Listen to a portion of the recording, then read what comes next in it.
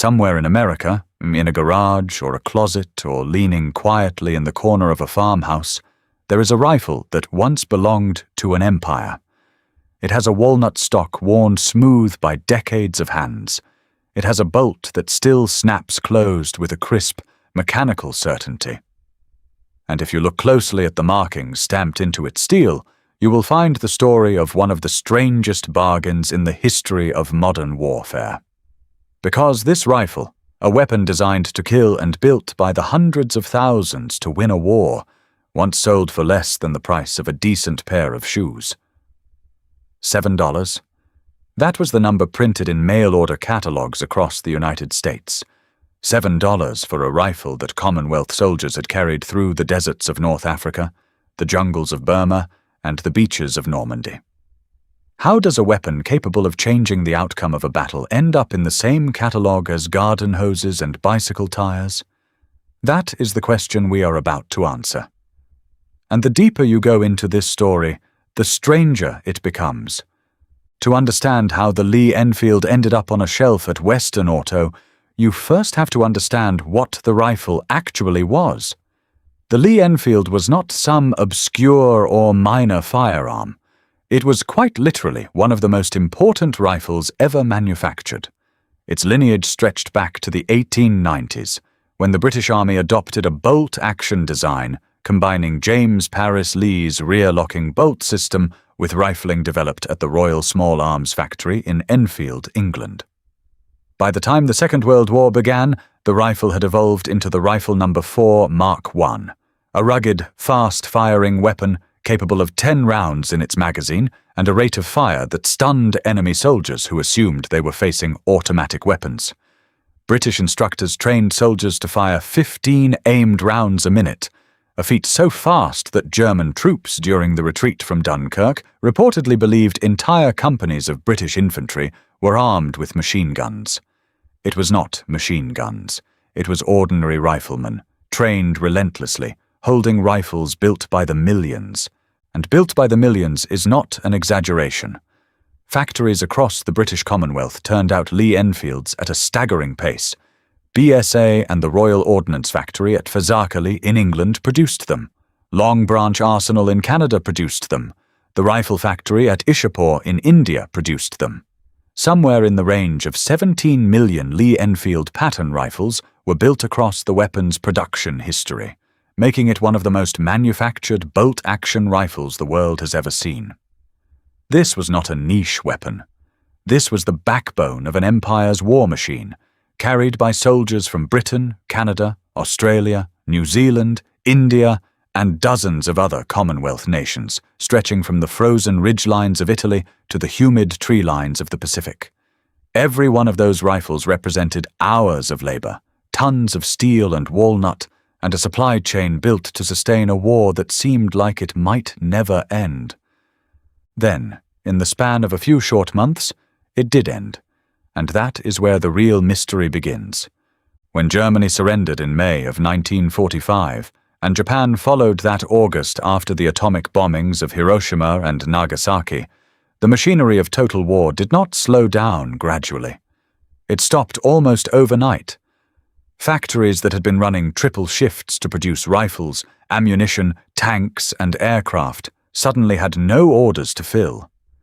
Millions of soldiers who had spent years training for combat were now waiting for troop ships home.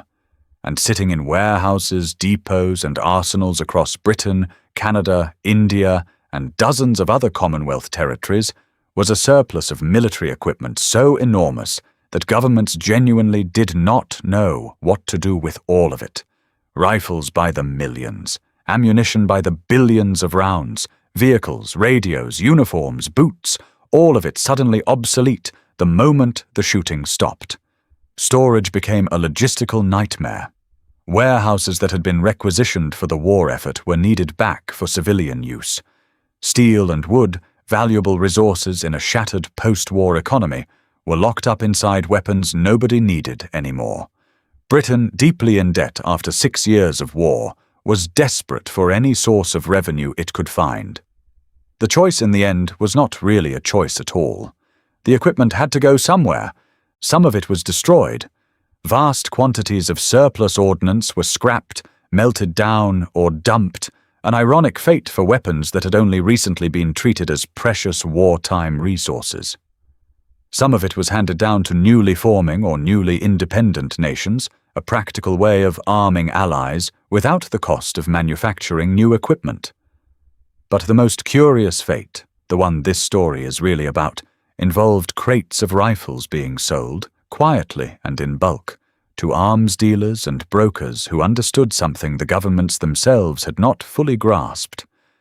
There was a hungry civilian market on the other side of the Atlantic. In the United States, hunters, target shooters, and a growing hobby of surplus collecting were about to meet an ocean of cheap, well-made military rifles. Nobody in London or Ottawa in 1945 imagined that within 2 decades, the very rifles that had defended the Commonwealth would be advertised next to lawnmowers in an American retail catalogue. But that is exactly what happened.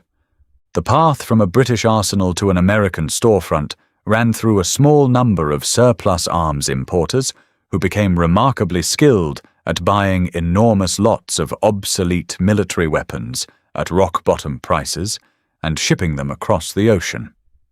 Companies with names like Golden State Arms, Santa Fe Arms Corporation, and Interarm Co., founded by a young American arms dealer named Samuel Cummings, scoured the world for stockpiled surplus. Cummings in particular built an entire business empire on exactly this practice, buying up outdated or unwanted military rifles from governments eager to unload them and reselling them into civilian markets worldwide. Britain and other Commonwealth nations, still adjusting their military doctrine and slowly transitioning away from bolt-action rifles toward newer self-loading designs in the 1950s, found themselves with warehouses of Lee-Enfields that had simply become redundant. Selling them off in bulk to American importers solved 2 problems at once. It cleared out storage space, and it brought in hard currency at a time when Britain badly needed it. Once those rifles reached American shores, something remarkable happened. They did not go to specialty gun shops. They went to the same kind of stores where an ordinary family might buy a car battery or a garden hose. Western Auto, a sprawling American retail chain with stores in small towns and big cities alike, became one of the most surprising outlets for surplus military rifles in the country's history. Flip through a Western Auto catalogue from the early 1960s, and, alongside power tools, fishing tackle, and bicycles, you would find advertisements for genuine, war-surplus Lee-Enfield rifles. The price advertised was almost impossible to believe. $7. In some listings, prices crept up toward $10 or $12 depending on the condition and configuration of the rifle, but the baseline figure that stunned generations of collectors and hunters alike was that $7 price tag, a number so low it seemed like a printing error the first time people saw it. A rifle that had been engineered to exacting military specifications, tested under combat conditions, and manufactured to arm an empire, was now cheaper than a decent fishing rod. It is worth pausing here to understand just how staggering that price actually was. Adjusted for inflation, $7 in the early 1960s would only amount to somewhere around $60 or $70 today, an amount that would barely cover a basic scope mount for a modern hunting rifle, let alone an entire firearm. For that price, an American buyer could walk into a Western Auto store, or simply mail in an order form with cash or a check, and receive a fully functional bolt-action rifle capable of taking down deer, elk, or any other game a hunter might pursue. No background check, no waiting period. In many cases, the rifle arrived by mail, shipped directly to the buyer's front door, sometimes still coated in the thick brown Cosmoline grease used to protect it during decades of arsenal storage. Families across rural America suddenly had access to military-grade firearms at prices that made them more accessible than many bicycles. It was, in a very real sense, one of the largest and strangest firearms giveaways in American retail history, even though technically nothing was actually given away for free. But that wasn't the strangest part. Because these rifles did not always arrive in their original military configuration, Importers, eager to make the surplus stock even more appealing to civilian buyers, often modified the rifles before they ever reached store shelves. Some Lee-Enfields were sporterized, a common post-war practice in which the long military stock was cut down, the barrel shortened, the military sights replaced with civilian optics, and the whole rifle reshaped to resemble a conventional hunting rifle rather than an instrument of war. This transformation was so widespread that today, collectors consider an untouched, all-original military configuration Lee-Enfield to be significantly rarer and significantly more valuable than one that has survived the decades in its wartime form. Somewhere in the process of chasing profit, an entire generation of historically significant military rifles was quietly cut apart and reshaped, their military identity sanded away one modification at a time. For every rifle that survives today in pristine, original condition, there are countless others that were altered beyond recognition, their history hidden beneath a sporterized stock and a mismatched scope. The scale of this surplus pipeline is almost impossible to overstate. Throughout the late 1950s and into the 1960s, hundreds of thousands of Lee-Enfield rifles flowed into the United States through this exact channel, arriving from stockpiles in Britain, Canada, Australia, and elsewhere across the former empire. Alongside the Lee-Enfields came a flood of other surplus weapons from around the globe. But the Enfield held a special place in this market because of its reputation for reliability and smooth, fast cycling action, a reputation earned the hard way on actual battlefields. Gun magazines of the era ran advertisements boasting about the rifle's wartime pedigree, sometimes even mentioning specific campaigns or theaters where the design had proven itself.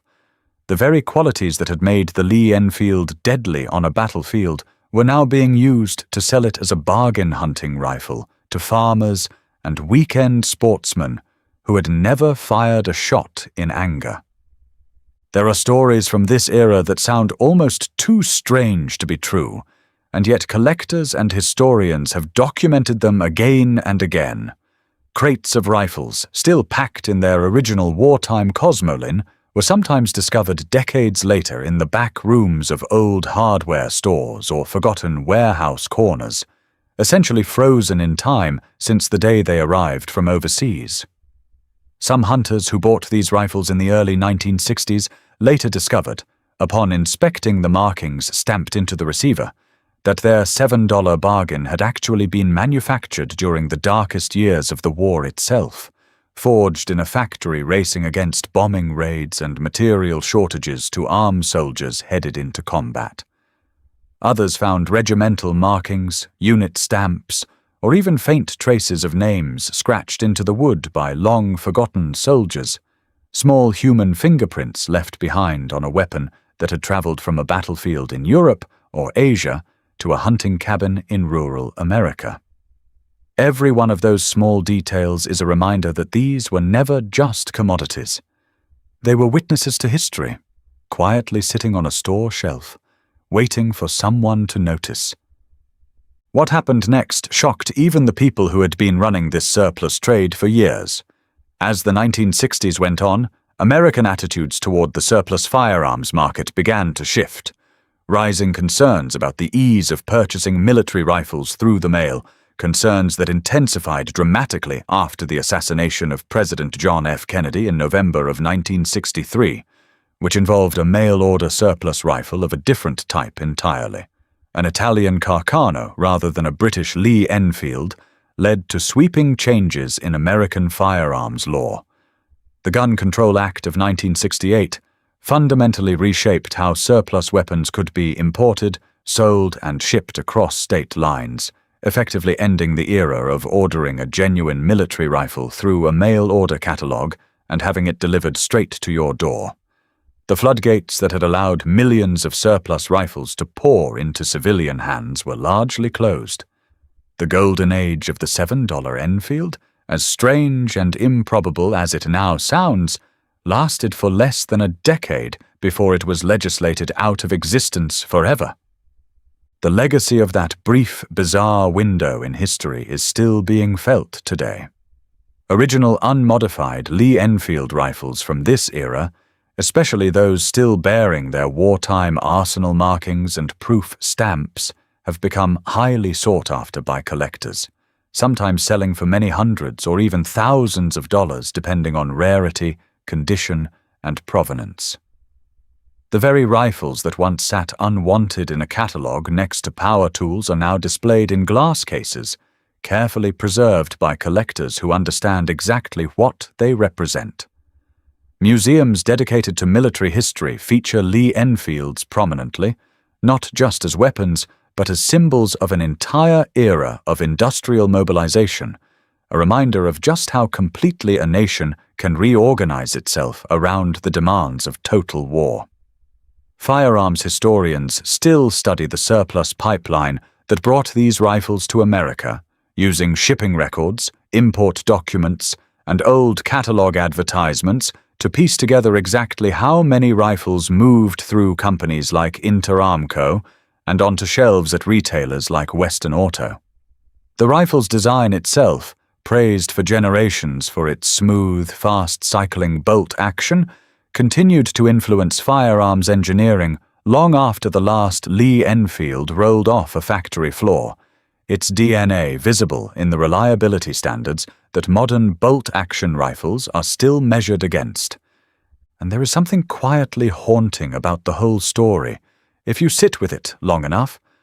A rifle engineered under wartime urgency, produced by exhausted factory workers racing against bombing raids and shipping deadlines, carried by young soldiers into some of the most brutal fighting of the 20th century, ended its working life not on a battlefield, but folded into a stack of catalogues beside garden tools and bicycle parts, sold for less than the cost of a single tank of gasoline today. It survived a war only to be nearly forgotten in peacetime, its history quite literally cut away by a hacksaw and a sporterizing gunsmith chasing a quick sale. Only decades later did people begin to understand what they actually had, and by then, so many of these rifles had already been altered or lost that the ones surviving in original condition became treasures almost by accident. So the next time you hear about a rifle selling for an unbelievable price, or you stumble across an old advertisement from a hardware store catalog promising a genuine war relic for pocket change, remember the story of the Lee-Enfield. Remember that history does not always end with a monument or a museum plaque. Sometimes it ends on a shelf, marked down, waiting for someone who has no idea what they are actually holding. And somewhere out there, in an attic or a gun safe or leaning quietly in the corner of a garage, there may still be a $7 rifle with a story that most people will never think to ask about. If you enjoyed uncovering this hidden piece of history, make sure you subscribe, because the next untold story from World War II might be sitting in your own family's attic right now, and you would never even know it.